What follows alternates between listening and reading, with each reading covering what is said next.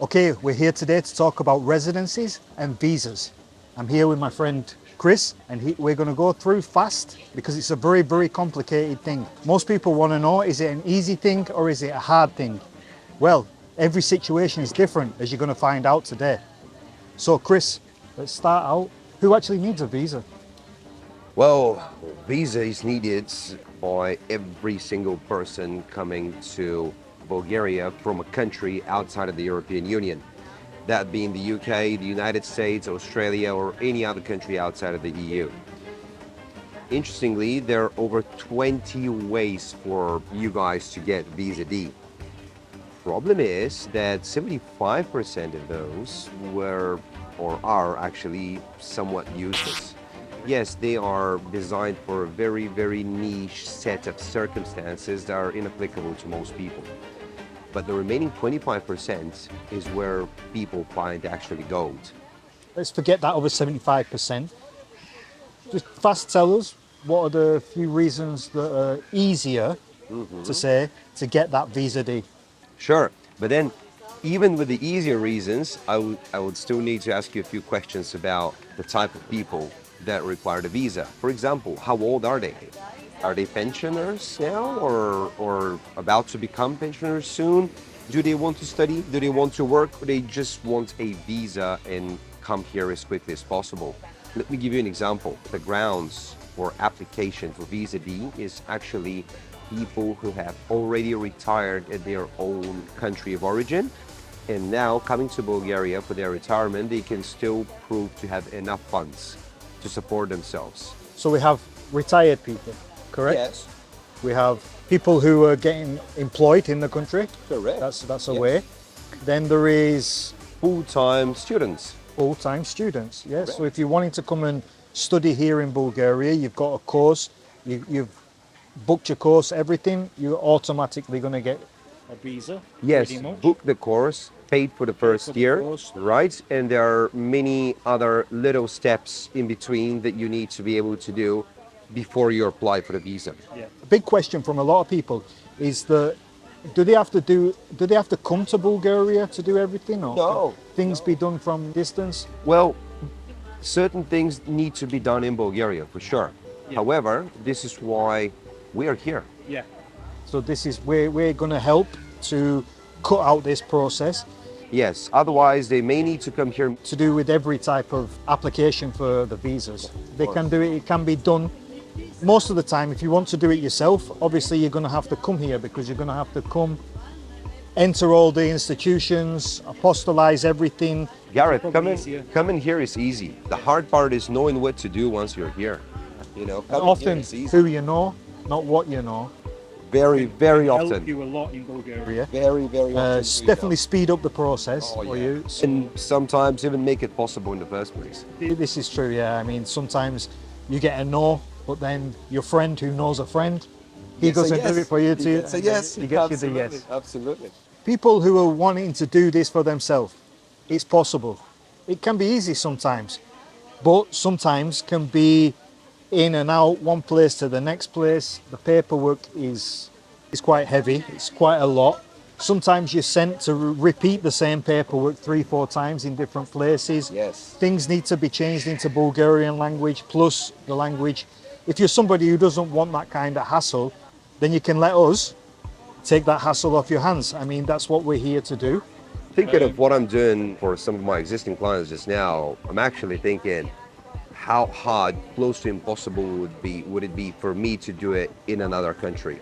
And yeah, I guess you definitely need someone on the inside, let's put it this way. One of the easiest ways, and a way that we're advising to people that are of a middle age, let's say, don't gonna have a job when they come to Bulgaria. Maybe they're not a digital nomad or something like that, as the doors are being opening for digital nomads, I believe, now. But if you don't have this, you're not retired, you're not going to be a student, but you still want to come and enjoy this beautiful country, the relaxed lifestyle that you can have here, is a way called trade representation. Is that correct? Yes. The trade representation, Garrett, requires you to have a foreign company with an annual turnover of over 250,000 euros. okay, annual turnover. So this is to say that it has to be a real company, a real active company, okay, to support you. And it's not a question of financial support. They don't need to pay you a dime. It's just that they would name you to become their trade representative for Bulgaria. So imagine it this way. This is not to say that once you come to Bulgaria, you're going to start doing business on the mother company's behalf. Yeah. It is you being the envoy for that company in Bulgaria, researching, investigating the market, and reporting back to them to tell them whether it's worth them to invest in Bulgaria, right? So this is why and how you can actually get a Visa D. Good thing about this method, once they come here, obviously once they get the Visa D, they can also bring their families along as well. On a visa, on reunite the family. This is obviously another reason to get a Visa D. So I mean, this might sound a little bit confusing. And if you've got any questions about how you can, because every single situation Is unique. is unique. Yes. So we could do a video, and this video is going to be probably 1.5 hours. Actually, this is the third time that we filmed this video to try and get it as short as it can be for you guys to compact it. So we decided, if you've got any more questions, feel free to contact us. Contact me on the email at tasteofbulgaria@bg.com, or what you can do is you can just write a comment underneath. We can talk through comments. Sure. You know, we can get contacted, and any more questions that you have, if you want to come with us for us to help you do this process, then we can definitely advise you the best directions. And Contacting us is the easy part.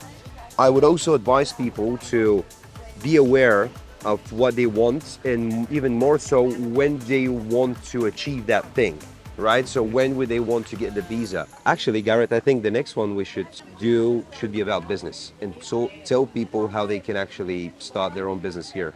Yeah. Start taking full advantage of the tax system. yeah, Should we give them a hint?